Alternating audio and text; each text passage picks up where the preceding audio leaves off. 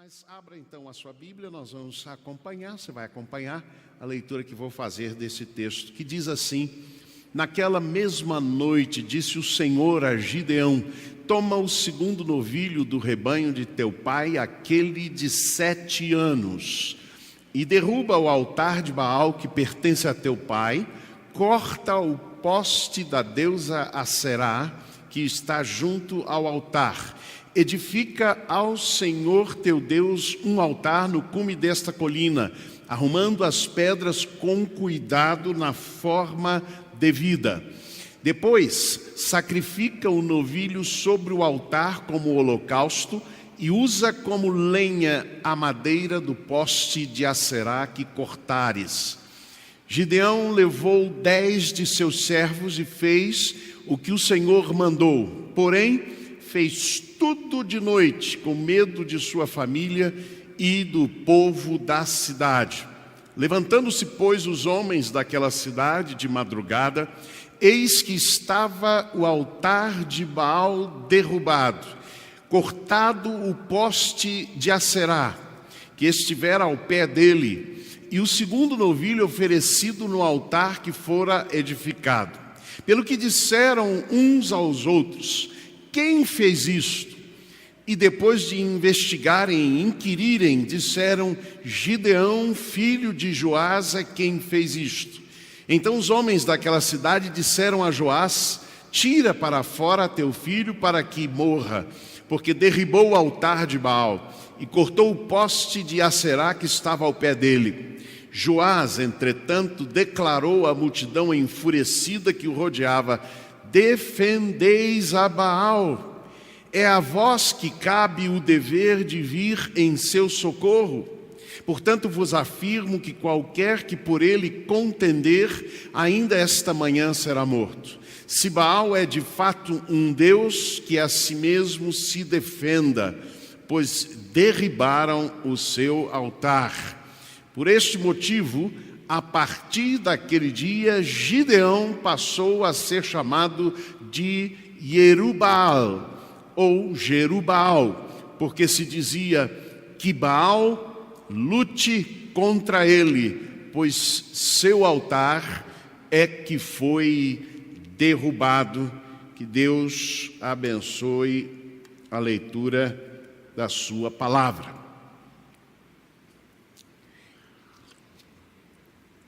Irmãos, o capítulo 6 de Gênesis narra a jornada, que eu chamo assim, a jornada de Gideão do lagar até ao altar.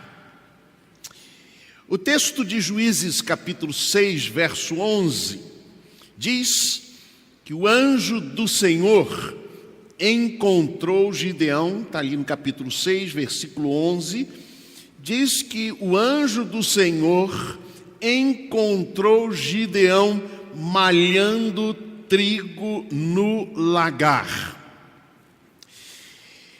Ora, o que fazia, e o anjo do Senhor chamou Gideão de guerreiro valente.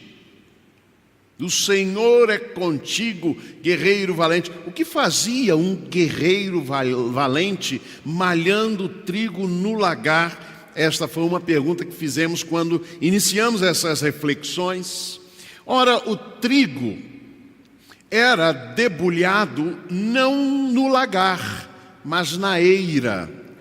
O lagar, aquela imagem que você tem à sua esquerda, que já explicamos, que era usada para o azeite, para a azeitona e para tirar então o azeite, mas não era adequado para malhar o trigo, para debulhar o trigo, isto é, para tirar os grãos de trigo de dentro ali daquela casca que cobre. E por que não era adequado? Ele era debulhado num terreno, na eira, onde ele era então batido. Na medida que batia, os grãos saíam da casca, né?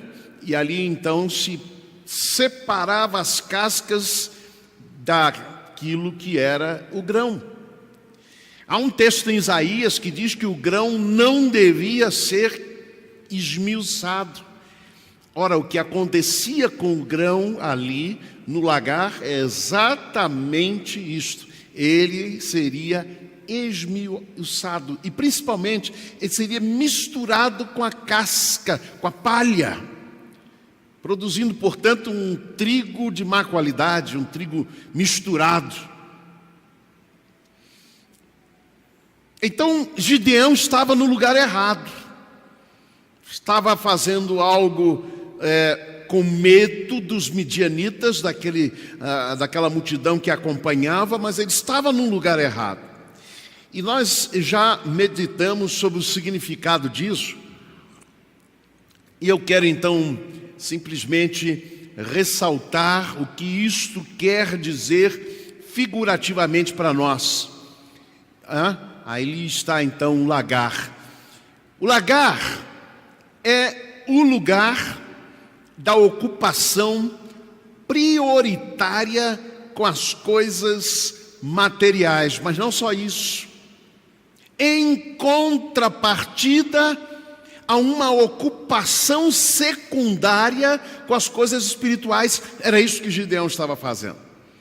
Estava prioritariamente cuidando da questão do trigo, do alimento, que era algo importante, mas ele não estava ocupado com as causas espirituais. Aquilo que a gente pode também dizer que apenas esta ocupação secundária, ela pode também estar representando um menosprezo,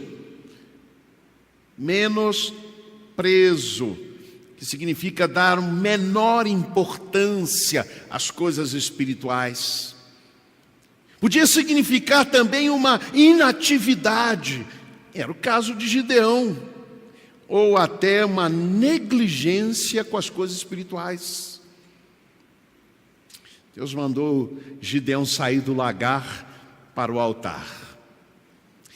O segundo aspecto figurativo que aqui vejo é este: é que o lagar é o lugar da fuga, do desconhecimento do propósito divino. Irmãos, Gideão devia guerrear, não debulhar. O propósito de Deus para a vida dele era guerrear, mas ele estava debulhando. Mas Deus o chamou a sair do lagar para o altar. Terceiro aspecto é que o lagar é o lugar do esconderijo, pelo domínio do medo. O texto diz claramente que Gideão estava malhando trigo no lagar por medo dos midianitas. Aliás, nós vamos ver que na história dele há muitas situações de medo.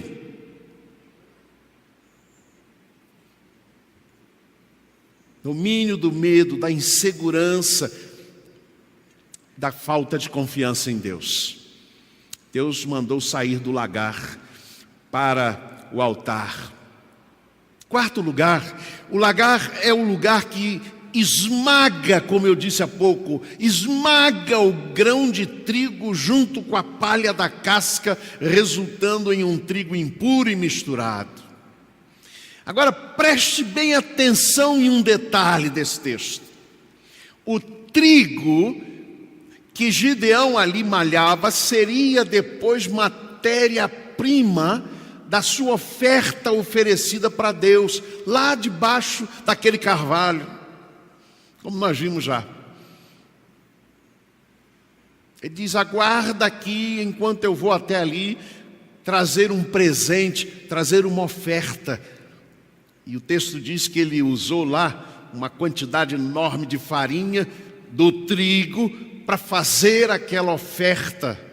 Então observem que detalhe importante: a matéria-prima da sua oferta estava agora misturada com palha.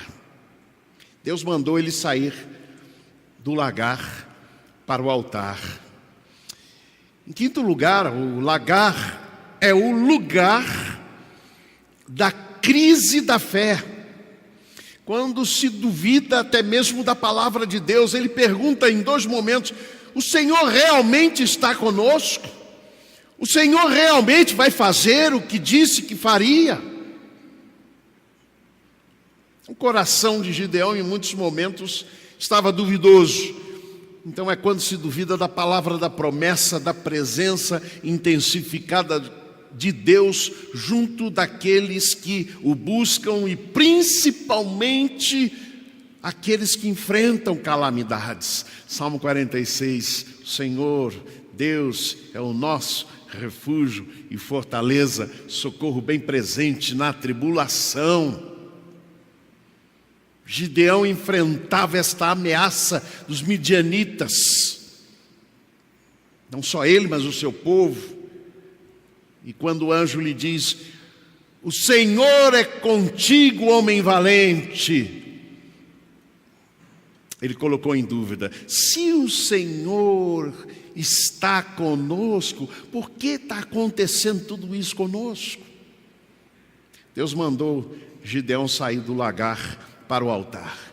Em último lugar, este lagar é o lugar do domínio dos conflitos, dos inimigos internos, como vimos domingo passado. Os inimigos internos que Gideão precisou enfrentar, da autoimagem distorcida. Quem sou eu para o Senhor me usar? Disse Gideão. Eu sou o menor da minha casa, a minha casa é a mais pobre. Embora o Senhor lhe dizia e lhe comunicava: porventura o Senhor não te enviou? Vai nesta tua força, homem valente. Então é a autoimagem distorcida, as dúvidas teológicas, da dependência de sinais e não da fé, da confusão entre palavra do homem e palavra de Deus. Enfim, o lagar era o lugar destas questões e destas crises. Deus mandou Gideão sair do lagar e ir para o altar. Deus chamou Gideão, irmãos, a empreender esta jornada. Uma jornada saindo do debulhar do trigo no lagar para o altar. O guerreiro valente de Deus precisava assumir o seu lugar no propósito de Deus e para isso ele precisava fazer esta jornada. Eu queria perguntar inicialmente a você, se você tem a consciência do seguinte: qual é o seu lagar? Você está no lagar ou você está no altar? Qual tem sido a sua experiência? Você está ocupado demais, prioritariamente, com estas questões representadas aqui pelo debulhar do trigo, esquecendo-se das causas espirituais? Eu aprendi algumas lições que eu quero partilhar com vocês sobre esta jornada de Gideão.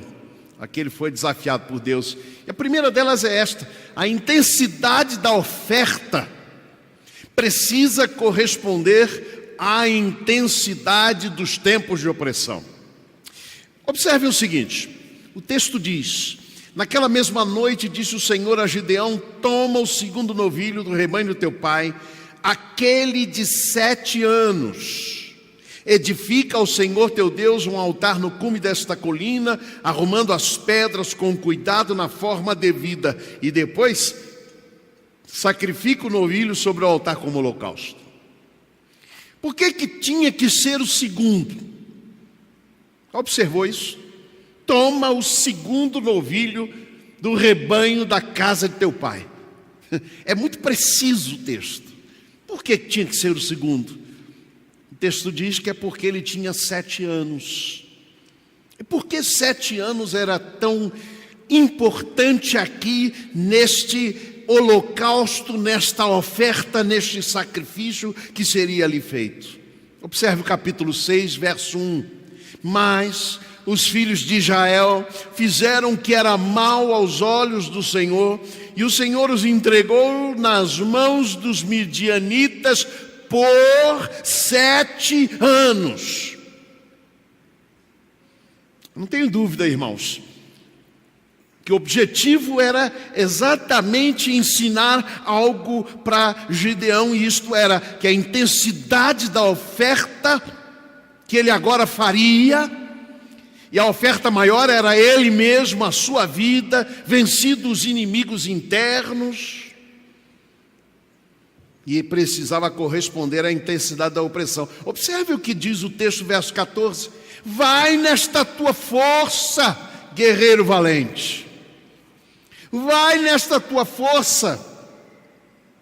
E o que a gente aprende com isso é esta força que você emprega sofrendo, lamentando, fugindo, malhando trigo no lagar, emprega no quarto de oração, no quarto de guerra, emprega na oferta da sua vida no altar.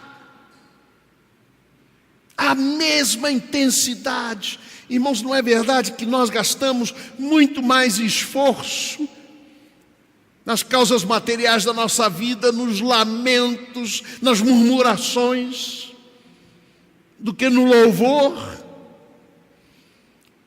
Pois Deus está nos dizendo: sai do lagar, vai para o altar. Segunda coisa que eu aprendo aqui com esse texto é a seguinte: é que a oferta, toda oferta, precisa de um altar na forma devida. Toda oferta precisa de um altar na forma devida. Deus é muito preciso aqui com Gideão. Derruba o altar de Baal que pertence a teu pai. Corta o poste da deusa Aserá que está junto ao altar. Edifica ao Senhor teu Deus um altar no cume desta colina, arrumando as pedras com cuidado, na forma devida. Eu aprendi uma coisa com Jesus. Lá em Mateus capítulo 23, 19, sobre o altar, ele diz assim: qual é maior, a oferta ou o altar que santifica a oferta? O altar santifica a oferta. Que palavra preciosa é essa de Jesus? Vamos guardar no coração esse princípio. Então vejam que no primeiro momento, quando Gideão se encontra com Deus, ele oferece uma oferta sem altar. Ele pega os pães, ele pega o caldo que preparou, ele pega tudo aquilo que separou e coloca ali, apresenta ao Senhor, ao anjo do Senhor. E a Bíblia diz que o anjo diz: coloca aqui sobre esta rocha. Não havia altar, havia uma rocha apenas escolhida aleatoriamente. Mas a rocha não tinha como finalidade ser usada como altar. Foi usada ali, naquele momento. Depois Gideão edifica um altar ao Senhor chamado Javé Shalom. O Senhor é a minha paz, ou o Senhor é a paz. Mas era preciso algo ser feito aqui. Derrubar o velho altar de Baal, para poder edificar o novo altar ao Senhor, irmãos. Era preciso derrubar o velho altar. Não adiantava reformar.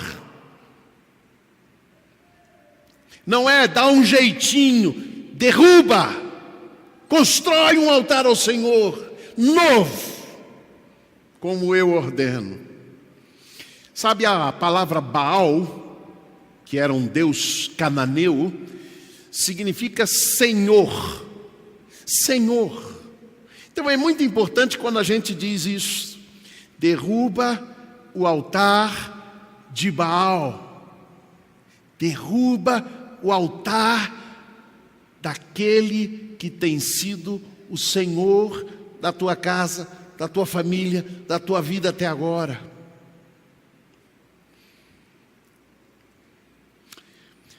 O altar que precisa ser derrubado é o nosso senhorio, a quem servimos, quem manda na nossa vida. Quem manda em nós, quem é o Senhor da nossa vida. Se não é o Senhor, este altar precisa ser derrubado. O altar, irmãos, ou o sacrifício, eles são expressão, ou eles eram expressão da comunhão do homem com Deus, ou meio da expiação. Foi a maneira pela qual o Deus autorrevelado na história ordenou o relacionamento entre ele e o seu povo. Eles eram simbólicos dessa comunhão, desta intimidade com Deus. Sabe por quê? Porque Deus deseja ter relacionamento pessoal conosco. Agora observem o seguinte: profetas falaram contra o altar e sacrifício. Se lembram da expressão lá que aparece em Samuel? Quero misericórdia e não sacrifícios. Vários salmos falam contra os sacrifícios. Por quê, irmãos? Porque o propósito original foi abandonado. Porque o propósito do altar era este: era representar e simbolizar ou expressar a comunhão do homem com Deus. Aí sabe o que fizeram? A realização humana material acabou substituindo o encontro pessoal e espiritual com Deus. O culto formal, no formatozinho bacana, bonito, acabou substituindo a comunhão com Deus. O ir ao templo meramente, como formalidade, acabou substituindo este relacionamento com Deus, que o altar apenas representava e expressava, irmãos. Foi por isso que os profetas falaram contra o altar, contra os sacrifícios, porque se esqueceu o propósito original deles. Então Deus estava dizendo para Gideão: derruba este altar, que está representando um outro senhorio na sua vida. Será que há algum altar a Baal que precisa ser derrubado na sua vida, na minha vida? Será que Deus está pedindo de nós isto, para voltar a uma expressão da comunhão com Ele? Será que nós não temos substituído o relacionamento pessoal com Deus por um culto meramente formal e institucional, irmãos? Quando Deus nos chama a ter comunhão, humildade, adoração, louvor diante dEle, fazer a sua vontade, ter fidelidade para com o Senhor e amor.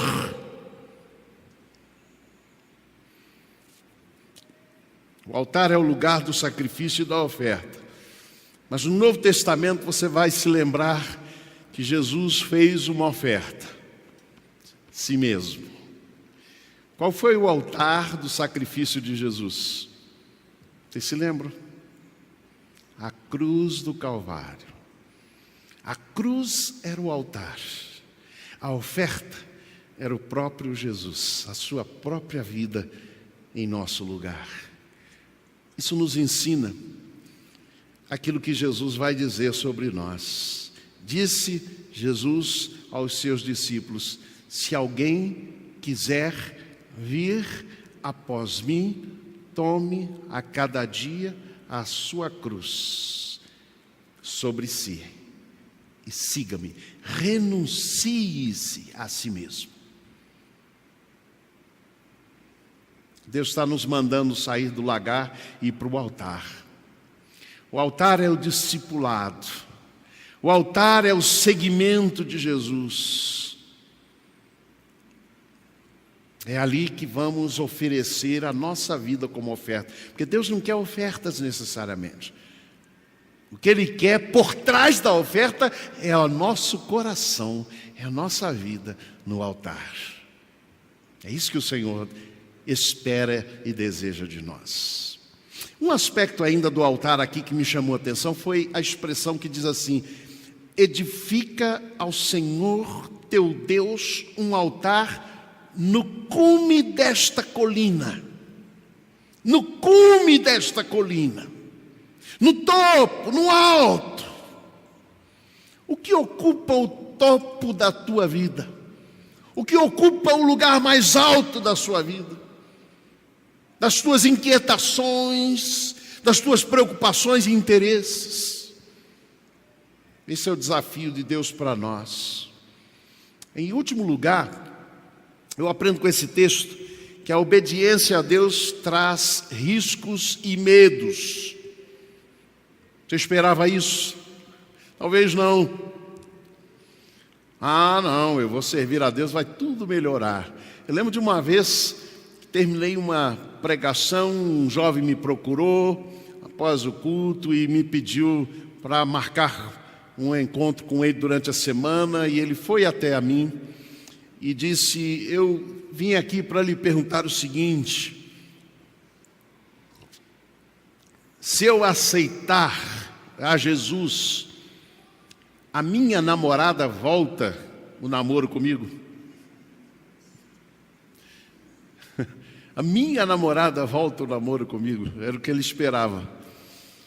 É que ao aceitar Jesus e ao receber Jesus como Senhor, que a sua vida não ia mais ter problemas, inclusive o namoro que tinha sido terminado. E eu não entrei em detalhes para saber por que terminara. Há muita gente pensando nisso. O que é a vida com Deus e a obediência? Mas Gideão aprendeu que a obediência traz riscos e traz medos. Gideão, diz o texto, verso 27, levou 10 de seus servos e fez o que o Senhor mandou, porém fez tudo de noite com medo de sua família e do povo da cidade. E levantando-se, pois, os homens daquela cidade de madrugada, eis que estava o altar de Baal derrubado, cortado o poste de Acerá que estivera ao pé dele, e o segundo novilho oferecido no altar que fora edificado. Pelo que disseram uns aos outros: quem fez isso? E depois de investigar e inquirir, disseram: Gideão, filho de Joás, é quem fez isso. E então os homens daquela cidade disseram a Joás: tira para fora teu filho, para que morra. Porque derribou o altar de Baal e cortou o poste de Acerá que estava ao pé dele. Joás, entretanto, declarou à multidão enfurecida que o rodeava: defendeis a Baal, é a vós que cabe o dever de vir a seu socorro? Portanto, vos afirmo que qualquer que por ele contender, ainda esta manhã será morto. E assim vai por diante. E a última coisa que o texto diz é assim: por este motivo, a partir deste dia, Gideão passou a ser chamado de Jerubaal. Jerubaal. Baal contenda contra ele. Sabe o que aconteceu com Gideão por obedecer a Deus? Teve medo. Medo do que podia acontecer com sua família, por isso derrubou o altar de noite. De noite. Interessante. Eu fiquei me perguntando aqui. Gideão temia o dia e não a noite. A gente teme o contrário, né? Hoje, em nossos dias, a gente teme a noite. Ele temia o dia. Não vou fazer nada de dia. E temia a família, temia o pai, temia os moradores da cidade, tinha medo. E ao final dessa sua obediência, ele ainda recebe um apelido, uma maldição. Baal contenda contra ele. Ele passou o resto da sua vida carregando esse apodo, esse apelido terrível, essa maldição horrorosa. Irmãos, a obediência a Deus vai trazer muitas vezes para nós isto: medo, ameaças, perigos. Vida cristã não é ciranda, cirandinha, vamos todos cirandar. Não é isso. Vida cristã e obediência a Deus vai nos trazer muitas vezes estas situações na nossa vida. me chamou a atenção um detalhe.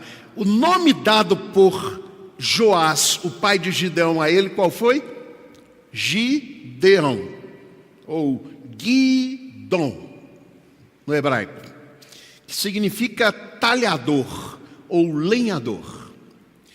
O nome que os habitantes ali daquela cidade de Ofra deram a Gideão, qual foi? Jerubaal. Mas nenhum desses dois nomes correspondia à realidade da vida dele. Qual foi o nome que Deus deu a ele? Guerreiro valente. Guerreiro valente. E me lembrei mais uma vez daquela linda canção do Paulo César Baruch, não é? Que nós já estamos antecipando aqui a vinda dele aqui no aniversário da igreja esse ano, quando ele diz: ninguém tem o poder de conhecer meu interior, homem nenhum vai dizer quem eu sou, ou quem sou eu, somente Deus. Não foi Joás que sabia o nome de Gideão. Não eram os habitantes de Ofra ali, da cidade, da sua cidade, que sabiam quem era Gideão. Era Deus. Aliás, nem mesmo Gideão sabia quem ele era. Ele precisava ouvir a Deus, mas para isso ele precisou sair do lagar em direção ao altar. Meus amados irmãos e irmãs, o texto diz: edifica um altar no cume desta colina. No cume desta colina. Há uma colina alta, não é? Como esta, muito alta. E a gente muitas vezes precisa subir. Dá medo. Dá medo. Mas quando Deus nos chama é possível conseguir.